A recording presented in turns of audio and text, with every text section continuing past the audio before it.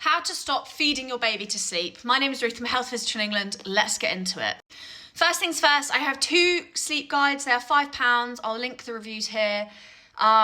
One is aimed at younger babies, one is aimed at older babies, toddlers and children, and it will teach you thoroughly how to teach your baby to fall asleep independently without leaving them to cry. And it's just a bit different depending on the age, so please take a look at that. Now, I also want to say it is very, very normal for babies to feed to sleep, and it is not a problem unless it's a problem for you. I appreciate there are times in which parents want to stop feeding to sleep and want to start encouraging independent sleep. No judgment to you for that. I completely understand, and this is where this video is going to support you with that.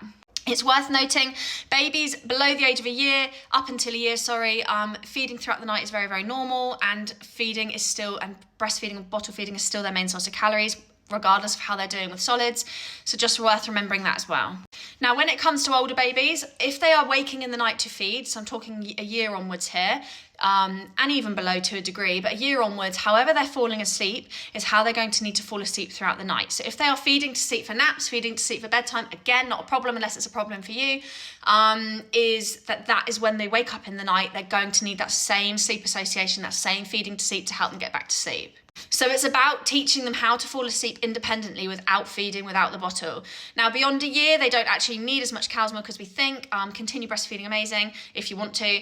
But they need 350 mils worth of cow's milk or 2 sources of calcium. They don't need as much cow's milk as we think. So, like I said, it's about teaching them how to fall asleep independently. With babies under a year, I've got the pick up, put down guide, which is where I recommend you pick a baby up when they cry, you put them down when they stop. This can take 2 hours initially because you are not leaving them to cry.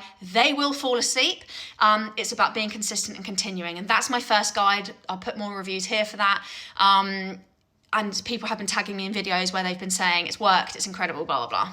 So that is literally picking up when they cry, shushing them, rocking them, cuddling them. You're responding to their needs. You're giving them that support and that security. You put them down when they stop.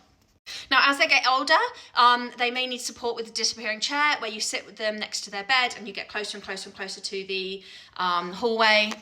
Or another option for older children and babies and toddlers is that you give them a kiss, back in a sec, I'm just going to go put the washing away. You come back 2 minutes later and you repeat this so many times until they fall asleep, and that will help them fall asleep independently as well. That's all in my older sleep guide. Another option is habit stacking. So you introduce other habits on top of feeding, whether that's other comforters, other forms of sensory input. Bearing in mind a baby below the age of up to 1 year, the crib needs to be completely clear, but you can introduce other comforters and then take the feeding away, and the other comforters help with that. So much information on this. If you want me to do a YouTube video on it, please put the information in the comment below.